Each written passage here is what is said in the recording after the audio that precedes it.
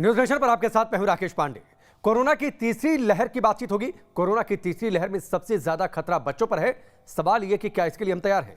राज्यों ने इसके लिए बाकायदा तैयारियां भी शुरू कर दी हैं। बच्चों के लिए पेडियाट्रिक वार्ड बनाए जाने लगे हैं, आईसीयू तैयार किए जा रहे हैं। इस शो में हम इसी मुद्दे पर बातचीत करेंगे।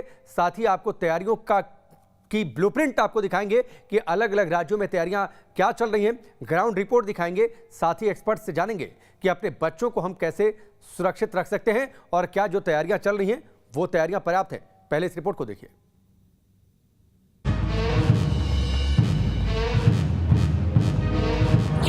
कोरोना की पहली लहर में बुजुर्ग बने निशाना। दूसरी लहर में युवाओं के लिए काल बना कोरोना।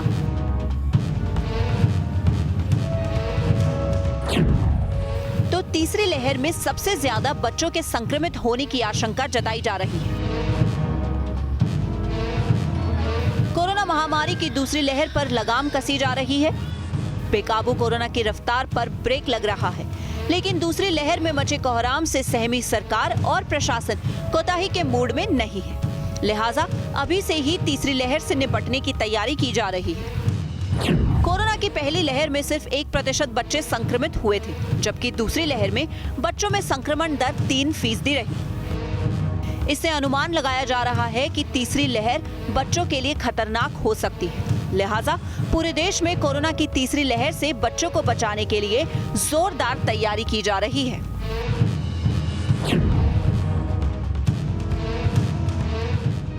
कोरोना की तीसरी लहर को लेकर दिल्ली सरकार कमर कस चुकी है। सीएम अरविंद केजरीवाल ने इससे निपटने को लेकर एक अहम बैठक की, जिसमें बच्चों को तीसरी लहर से बचाने और उन पर पड़ने वाले असर को कम करने के लिए एक विशेष टास्क फोर्स का गठन करने का फैसला भी किया गया।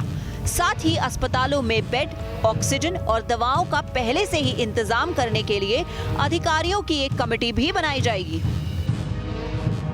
जो टोटल ओवरऑल पीक गया वो काफ़ी ज़्यादा था और इस बारी तो नहीं था इतना बच्चों का, पर नेक्स्ट के लिए जो जितने एक्सपर्ट कह रहे हैं कि भाई नेक्स्ट वेव जो है बच्चों के लिए लगता है आएगी, उसकी हम तैयारी कर रहे हैं। यूपी के वाराणसी में कोरोना की दूसरी लहर में हुई बद इंतजामी से सबक लेते हुए अभी से तीसरी लहर से निपटने की तैयारी की जा रही है। तीसरी लहर में बच्चों पर मंडराते खतरे को देखते हुए बीएचयू अस्पताल में बच्चों का आईसीयू तैयार किया गया है। यहाँ 1 जून से बच्चों की टेस्टिंग भी शुरू की जा रही है। बीएचयू के इसी सर सुंदरलाल चिकित्सालय में बच्चों के लिए लगभग 100 बेड का आईसीयू अभी से ही तैयार कर लिया गया है, क्योंकि तीसरी लहर को लेकर के जो डॉक्टर हैं, वैज्ञानिक मान रहे हैं कि बच्चों पर इसका असर हो सकता है और इसीलिए बच्चों के इलाज में कोई लापरवाही ना हो, इसलिए बीएचयू में अलग से ही जो चाइल्ड स्पेशलिस्ट है उनकी एक टीम गठित की गई है। बच्चों का आईसीयू तैयार कर लिया गया है ताकि किसी भी तरीके से यहाँ पर स्वास्थ्य व्यवस्था न चरमराए। बीएचयू के शताब्दी सुपर स्पेशलिटी कॉम्प्लेक्स की तीसरी मंजिल पर बच्चों का कोविड-19 हॉस्पिटल है। इसमें 100 बेड होंगे, जिसमें 50 बेड आईसीयू के होंगे। इस अस्पताल में आधुनिक डायलिसिस मशीन भी लगाई जाएगी। 3rd फ्लोर पे जो एसएसबी ब्लॉक है उसमें 54 बेड का हिसाब किताब पूरा बना के रखा है। तो हम ये एक्सपेक्ट करते हैं कि एडल्ट पॉपुलेशन कम होगी और पीडियाट्रिक आएगी, तो हमारे पास एक्सक्लूसिव एक वार्ड होगा एसएसबी ब्लॉक में और साथ में हमारे पीडियाट्रिक डिपार्टमेंट के पीकू एंड निकू जो हैं वो तैयारी में रहेंगे। यूपी के जालौन में भी प्रशासन तीसरी लहर को लेकर अलर्ट मोड पर है। अभी से कोरोना के संभावित खतरे से निपटने और उसके रोकथाम की तैयारियां चल रही हैं। बच्चों पर खतरे की आशंका को देखते हुए चाइल्ड स्पेशलिटी डॉक्टरों की लिस्ट भी तैयार की जा रही है। साथ ही राजकीय मेडिकल कॉलेज में 12 जबकि जिला अस्पताल में 10 आईसीयू बेड तैयार करवाए जा चुके हैं, जिसमें जरूरत पड़ने पर बच्चों को बेहतर स्वास्थ्य सेवाएं दी जा सके।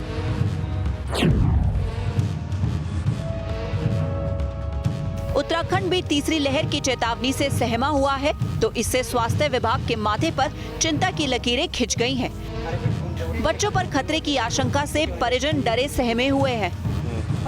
पौड़ी में तीसरी लहर पर लगाम कसने की प्लानिंग चल रही है। अधिकारी इससे पार पाने के उपाय ढूंढ रहे हैं। बच्चों पर खतरे को देखते हुए कोविड अस्पतालों में बच्चों के लिए आईसीयू बेड का इंतजाम भी किया जा रहा है। ये देखते हुए कि छोटे बच्चे जो नियोनेट्स हैं, जो अभी पैदा हुए हैं, वो बच्चे या 5 साल तक के बच्चे या 10 साल तक के बच्चे उसमें इन्वॉल्व होंगे ज़्यादा, तो इसी के लिए तैयारी की जा रही है। सरकार और प्रशासन की अपील है कि कोरोना के संभावित खतरे से घबराएं नहीं, बल्कि एहतियात बरतें और कोरोना गाइडलाइंस का पालन कर वायरस को हराएं। Team news nation. चुनौतियां बढ़ी हैं और सामने जो संकट है वो बड़ा है और गंभीर है, क्योंकि तीसरी लहर में आशंका यह है कि सबसे बड़ा खतरा बच्चों पर होगा। 2 एक्सपर्ट हमारे साथ जुड़ चुके हैं। डॉक्टर एल के भारती जो कि एचओडी हैं जेपीसी अस्पताल के, डॉक्टर स्वाति महेश्वरी जो कि सीनियर फिजिशियन हैं। इनसे हम बातचीत करेंगे, लेकिन उससे पहले बड़ी खबर हम आपको बता दें मुंबई से बड़ी खबर है कि लगातार वहां पर तैयारियां चल रही हैं। बीएमसी का पीडियाट्रिक वार्ड भी वहां पर बनाने की तैयारियां चल रही हैं। ये बड़ी खबर है इस वक्त की। मुंबई के जोगेश्वरी में पीडियाट्रिक वार्ड वहां पर तैयार किया गया है। पीडियाट्रिक वार्ड में योग और गेमिंग जोन भी है। कोविड वार्ड बच्चों के लिए वहां पर खास तैयारी की गई है। ये तैयारियां हैं तीसरी लहर में खतरे को कितना कम किया जा सके इसके लिए, और जरूरत पड़ने पर बच्चों को इलाज मिल सके। हमारी सहयोगी ज्योत्सना की एक रिपोर्ट आप देखिए।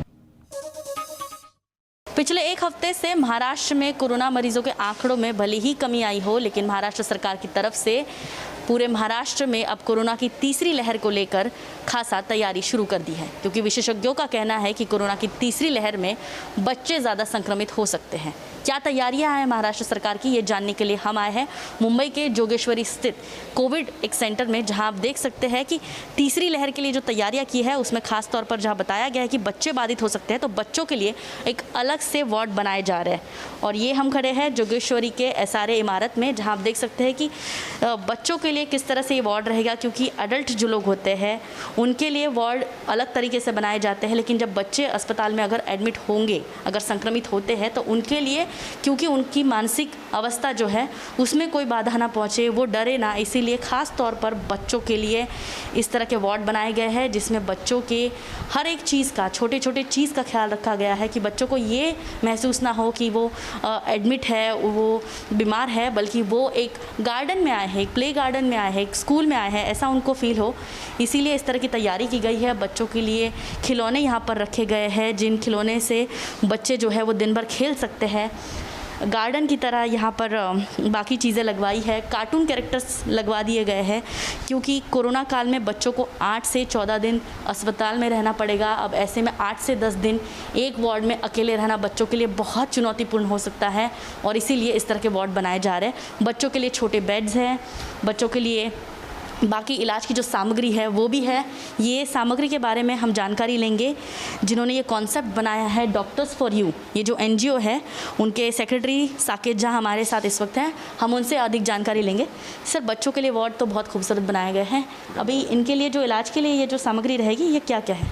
मैडम, हमने सारा जो बेसिक चीज़ें हैं जिसकी ज़रूरत पड़ सकती है, कहीं बाहर जाना न पड़े या यहाँ से शिफ्ट नहीं करना पड़े, इसके लिए बाईपैप मशीन है, ये इन्फ्यूजन पंप है, ऑक्सीजन कंसंट्रेटर है, ईसीजी मशीन है, पैरामोनीटर है, थर्मल स्क्रीनिंग है, ऑक्सीजन सिलेंडर रखा हुआ, तो सारा सुविधा हमने यहीं पे दिया हुआ है। आपने जैसे बताया कि ये ऑक्सीजन कॉन्सेंट्रेटर है, आप देख सकते हैं ऑक्सीजन कॉन्सेंट्रेटर बहुत ही छोटे साइज़ का है बच्चों के लिए, क्योंकि वेंटिलेटर इस्तेमाल नहीं कर सकते हैं बच्चों के लिए, वो ख़तरनाक हो सकता है, इसीलिए क्या कहते हैं सर इसको? बाईपैप करके एक छोटा मशीन है। बच्चों के लिए ऑक्सीजन के लिए सुविधा बनाई गई है, अन्य सुविधा भी यहाँ रखी गई है, और छोटे साइज़ में है, क्योंकि हॉस्पिटल का ये जो वार्ड है वो बच्चों के लिए है ख़ास तौर पर, और बच्चे ज़्यादा बाधित हो सकते हैं, इसीलिए पूरे महाराष्ट्र में अब बच्चों के लिए कोविड सेंटर जो है वो अलग से बनाए जा रहे हैं। हम आपको बता दें कि इस कमरे में, एक कमरे में 2 लोगों के रहने की सुविधा है, क्योंकि अगर ज़्यादा बच्चों की संख्या बढ़ती है तो एक कमरे में 2 बच्चे रख सकते हैं। अगर बच्चों की संख्या ज़्यादा नहीं रही, या फिर बच्चा बहुत छोटा रहा, दवाई नहीं खा पाया, वो ज़्यादा मानसिक तौर पर कमज़ोर होने लगा, तो बच्चों के साथ उनके पेरेंट्स के रहने की भी सुविधा की जाएगी। ये बहुत ही खूबसूरत वार्ड बनाया गया है, और मुंबई ही नहीं बल्कि पूरे महाराष्ट्र में इस तरह के वार्ड बनाए जाएंगे, और बच्चे जो है उनको जल्द से जल्द एक अच्छा इलाज मिले, इसकी तैयारियाँ जो है वो अभी से शुरू कर दी गई है। वीडियो जर्नलिस्ट सिद्धेश के साथ ज्योत्सना गंगने, न्यूज़ नेशन, मुंबई। तो आपने तस्वीरें देखी, आपने ये रिपोर्ट देखी किस तरीके से महाराष्ट्र सरकार तैयारी कर रही है बच्चों को ज्यादा खतरे से बचाया जा सके तीसरी लहर में। इसके लिए दोनों एक्सपर्ट हमारे साथ जुड़े, सीधे उनका रुख करते हैं। डॉक्टर स्वाति महेश्वरी, आपने इस रिपोर्ट को देखा होगा, आपने सुना होगा क्या क्या तैयारियां, आपको लगता है कि सही दिशा में तैयारियां चल रही हैं सरकार की? बिल्कुल, देखिए खुशी होती है कि आज जब हम तीसरी वेव की बात कर रहे हैं तो सरकारें हाथ पे हाथ धरी नहीं बैठी हैं और तैयारियां शुरू कर रहे हैं। ये अपने आप में एक बहुत अच्छी बात है और इससे लोगों में भी उत्साह आता है और एक आश्वासन आता है कि सरकारें ये नहीं करेंगी कि खतरा सर पर मंडरा रहा है, उसके बार बार चेतावनी भी आ रही है, फिर भी हम लोग जो है कुछ कर नहीं रहे। तो कम से कम ये जरूर लगता है कि हाँ सरकारें जो है, लेकिन बहुत सारे पहलू हैं जिसपे काम करने की जरूरत होगी। राकेश जी, देखिए सबसे पहले अवेयरनेस फैलाना बहुत ज्यादा जरूरी है लोगों के बीच में, खास तौर से हमारे ग्रामीण इलाकों में जहां अंधविश्वास भी बीमारियों को लेकर बहुत ज्यादा होता है, तो वहां हमें जो है बहुत ज्यादा एजुकेशन स्प्रेड करने की जरूरत है। दूसरा, स्क्रीनिंग जो है हमारी बहुत फास्ट होने की जरूरत है। हमें स्क्रीनिंग किट्स बहुत ज्यादा चाहिए होगी ताकि हम गाँव में, स्लम्स में, जो हमारे ऐसे ज्यादा रिहायशी एरिया है, वहां पर हम जल्द से जल्द स्क्रीनिंग करके पहले ही लोगों को पहचान पाए। ये भी बहुत जरूरी होगा। तीसरी चीज, हमें प्रोटोकॉल्स चाहिए सरकार की तरफ से। जो बच्चे हैं उनके लिए क्या गाइडलाइंस है, क्या ट्रीटमेंट प्रोटोकॉल्स होने चाहिए, वो भी अब हमारे लिए क्लियर कट होने चाहिए ताकि कंफ्यूजन ना रहे और ये ना हो कि गांव में जो डॉक्टर्स हैं वो कुछ और ट्रीटमेंट कर रहे हैं, शहरों में कुछ और कर रहे हैं और फिर जैसे हमने कॉम्प्लिकेशंस अभी देखे, ये नहीं उभर कर आने चाहिए। चौथी चीज है, मैं बोलूंगी कि ट्रेनिंग बहुत ज्यादा जरूरत है क्योंकि बच्चों की जो ट्रीटमेंट है वो अलग है, उनकी जो मशीन्स हैं वो अलग है, उनका जो तरीका है यूज करने का वो सब भी अलग होता है। तो हमारे जो शहरों में पीडियाट्रिशियंस हैं उनको जो है लेकर के साथ में हमें ट्रेनिंग शुरू कर देनी चाहिए ताकि हम ऐसे इलाकों में जल्द से जल्द वहां के जो लोग हैं उनकी ट्रेनिंग कर सके। मुझे एक और चीज ये लगती है कि जैसे 5 या 10 गांव लेकर के उनकी जनसंख्या देखनी चाहिए बच्चों की कितनी है और उस हिसाब से वहां पर हमें इंफ्रास्ट्रक्चर डॉक्टर स्वाति, मैं आपके पास आता हूं। डॉक्टर भारती भी हमारे साथ हैं, एक सवाल उनसे भी लूं इससे पहले कि अगली रिपोर्ट हम आपको दिखाएं। डॉक्टर भारती, बच्चों को इलाज करने का तरीका बिल्कुल अलग होता है। देखिए हमने तस्वीरों में दिखाया किस तरीके से इस वार्ड में गेमिंग जोन भी, ताकि बच्चे ऐसा ना महसूस करें कि उन्हें कहीं कैद करके रख दिया गया है। कई सारे इक्विपमेंट्स, मसलन वेंटिलेटर जो है वो सीधे तौर पर बच्चों को उस पर नहीं रखा जा सकता। सामान्य परिस्थितियों में उसके लिए एक अलग बाईपैक करके कोई मशीन है वो रखी हुई है। कई सारे इक्विपमेंट अलग होते हैं। ये सारी तैयारियां पहले से करनी बड़ी जरूरी है। दिशा सही प्रतीत होती है। राकेश जी, बिल्कुल सही आपने कहा कि बच्चों को हमें दूसरे तरह से देखना पड़ेगा। बच्चों का जो ट्रीटमेंट है, सिम्टम है, साइंस है, वो सारे डिफरेंट हैं।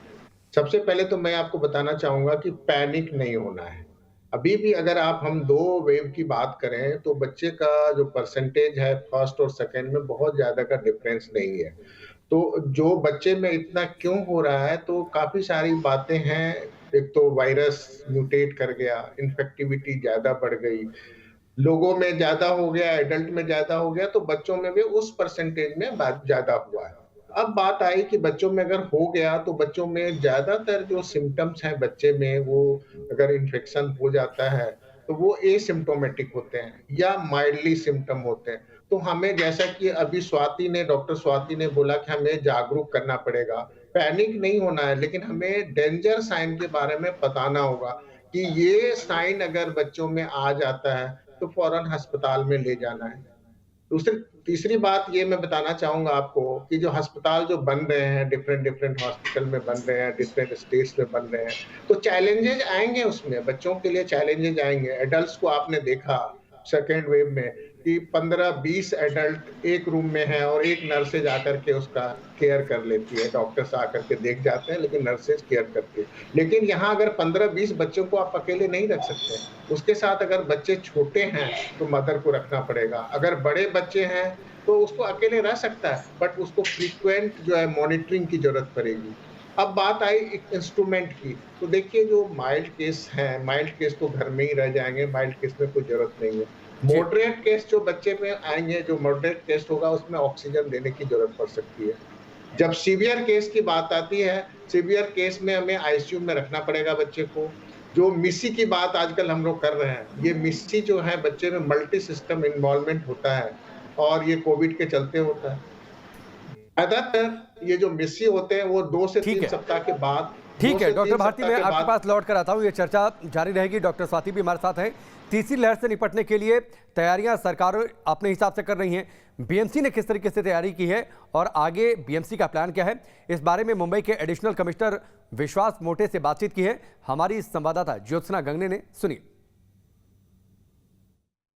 कोरोना की तीसरी लहर से निपटने के लिए महाराष्ट्र सरकार की तरफ से लगातार तैयारियां शुरू है, खासतौर पर मुंबई बीएमसी की तरफ से, क्योंकि विशेषज्ञों का कहना है कि कोरोना की तीसरी संकट जो है उसमें बच्चे ज़्यादा बाधित हो सकते हैं। मुंबई में किस तरह से तैयारियां शुरू है, बच्चों के वार्ड बनाए जा रहे हैं, इन सब पर बातचीत करने के लिए हमारे साथ हैं मुंबई बीएमसी के अधिकारी विश्वास मोटे सर। सर, मुंबई में किस तरह से तैयारियाँ चल रही है, मतलब खास तौर पर बच्चों के वार्ड को लेकर? मुंबई में हर तरह से थर्ड वेव को फेस करने के लिए जो हमारे मीटिंग्स हुए हैं उसके बारे में काफ़ी इंस्ट्रक्शंस आए हैं। हम प्रिपरेशन कर रहे हैं।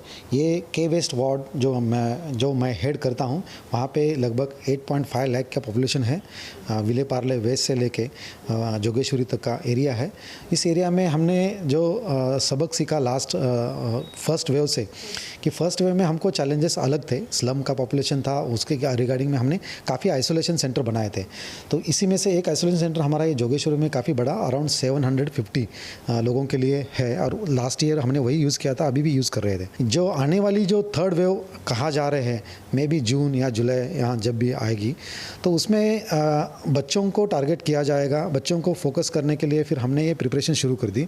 तो ये जो जोगेश्वरी में हमारा एक चांदीवली SRA 10 माले की बिल्डिंग है, जहाँ पे हमने आइसोलेशन सेंटर बनाया था, तो उसी में से हमने 2 floor oxygen specially dedicated to oxygen beds ऐसे बनाया है। उसमें हमको डॉक्टर फॉर यू, ये जो संस्था है, उनके मिस्टर झा करके वहाँ पे डेप्यूट है, तो उनके माध्यम से हम ऑक्सीजन बेड अराउंड 140 की कैपेसिटी है, वो मैनेज कर रहे हैं वहाँ पे। बच्चों के लिए वार्ड बनाए जा रहे हैं, क्योंकि हमने खुद देखा वहाँ पे गार्डन की तरह व्यू बनाया है, बच्चों के प्ले स्कूल की तरह व्यू बनाया है। क्या क्या खासा ध्यान रखा जा रहा है कि ताकि बच्चों को मानसिक तौर पर भी उनको सकारात्मक वातावरण पैदा हो?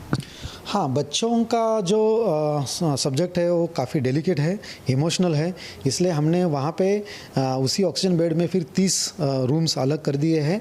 वहाँ पे बच्चों को खेलने के लिए, मनोरंजन के लिए भी माध्यम वहाँ पे बनाए हैं। कार्टून्स है, छोटे छोटे खिलौने हैं उसमें। उसके साथ साथ भी हम उनके, अगर बहुत ही छोटे बच्चे रहेंगे तो पेरेंट्स के साथ में ही उनको रहने की व्यवस्था वहाँ पे की है। और काउंसलर्स खास करके हमने अपॉइंट करना शुरू कर दिया अभी। काउंसलिंग वॉलंटियर्स भी काफ़ी आ रहे हैं, और काउंसलर्स के माध्यम से, पीडियाट्रिक डॉक्टर्स के माध्यम से हम उनका इलाज कर सकेंगे, ऐसा। तो ये रिपोर्ट आपने देखी, ये बातचीत आपने देखी कि बीएमसी की तैयारियां क्या हैं, प्लान क्या है। डॉक्टर स्वाति महेश्वरी, आपने भी ये बातचीत सुनी होगी। बहुत ज़रूरी है कि तैयारियां मुकम्मल हों, और ख़ासतौर पर बच्चों को लेकर इसलिए भी मामला ज़्यादा गंभीर हो जाते हैं, क्योंकि अगर बच्चे गंभीर स्थिति में पहुंचते हैं, वहाँ पर पेरेंट्स को भी रखना पड़ेगा, लिहाजा तैयारियां डबल करनी पड़ेंगी सरकार को और प्रशासन को। बिल्कुल राकेश जी, और मैं बोलूंगी कि ये तस्वीरें देख के मेरा भी दिल खुश हुआ, और जरूर लोगों का भी दिल खुश होता है, क्योंकि जब आप ये देखते हैं कि ना केवल तैयारियां की जा रही हैं, बल्कि संवेदनशीलता के साथ तैयारियां की जा रही हैं, इस बात का भी ध्यान रखा जा रहा है कि बच्चों का मनोरंजन हो, बच्चे जो है ऐसा ना फील करें कि उन्हें कहाँ बंद कर दिया, पेरेंट्स को भी जो है अच्छा लगे। तो ऐसा लगता है कि हम न केवल तैयारियां कर रहे हैं, बल्कि हम दिल से तैयारियां कर रहे हैं, और ये चीज़ मुझे लगता है बहुत अच्छी है, और बाकी सभी लोगों को इससे सीख लेनी चाहिए, सीखना चाहिए, और आज इसी की जरूरत है। देखिए, जरूर बहुत अच्छी बात है, बच्चों में एसिम्प्टोमेटिक केसेस हैं, बच्चों में जो है ज्यादा संक्रमण नहीं दिखाई देता है, लेकिन ये वायरस अनप्रेडिक्टेबल है, और बहुत सारी चीजें हमने पिछले 2 साल में देखी हैं जो हमने नहीं सोची थी और हो गई।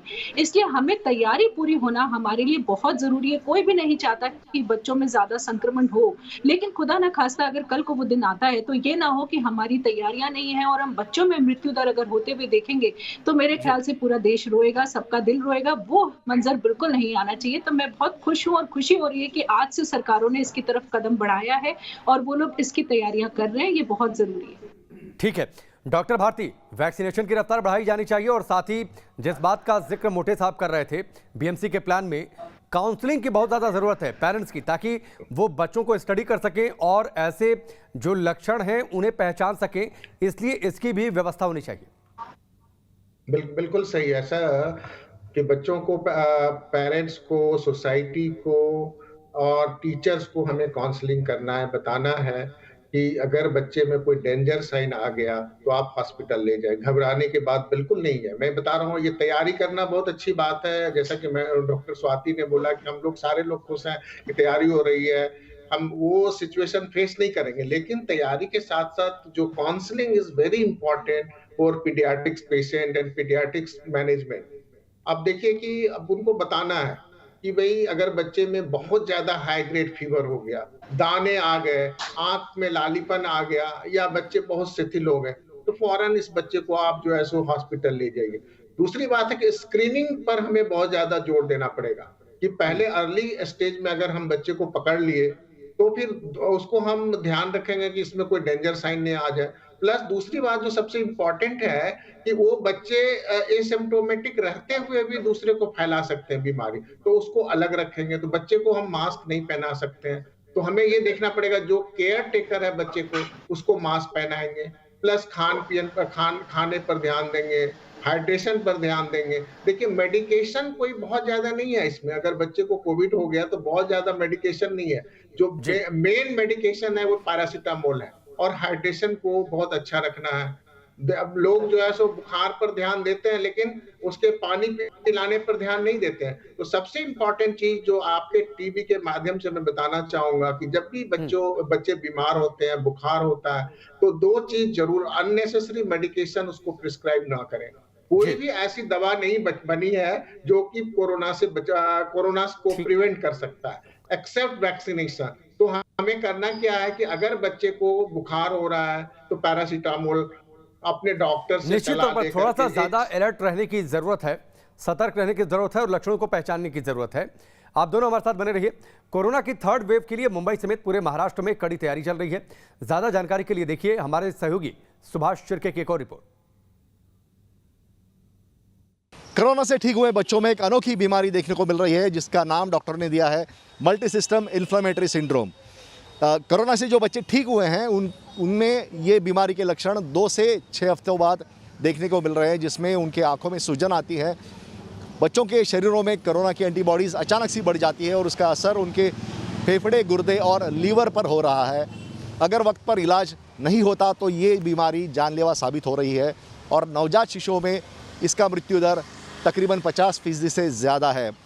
फ़िलहाल नागपुर में ऐसे 80 से ज़्यादा केसेस देखने को मिल रहे हैं। कुछ केसेस 60 से ज़्यादा राजस्थान में भी देखने को मिल रहा है। जो एक्सपर्ट्स हैं उनका ये मानना है कि भारत में 18 से कम की जो आयु है वो 40% से ज़्यादा है और तीसरे वेव में अगर ये बीमारी पर कंट्रोल नहीं होता तो ये काफ़ी खतरा बन सकता है। वीडियो जर्नलिस्ट स्वप्निल चौहान के साथ सुभाष शिर्के, न्यूज़ नेशन, मुंबई। तो ये रिपोर्ट आपने देखी। ऐसी तैयारियां अलग अलग राज्यों में चल रही हैं ताकि तीसरी लहर से निपटा जा सके, वक्त रहते तैयारियां की जा सके। आप दोनों का बहुत बहुत शुक्रिया हमसे जुड़ने के लिए। फिलहाल वक्त इतना ही है, यहां पर रुकेंगे ब्रेक के लिए। ब्रेक के उस पार कुछ और खबरें।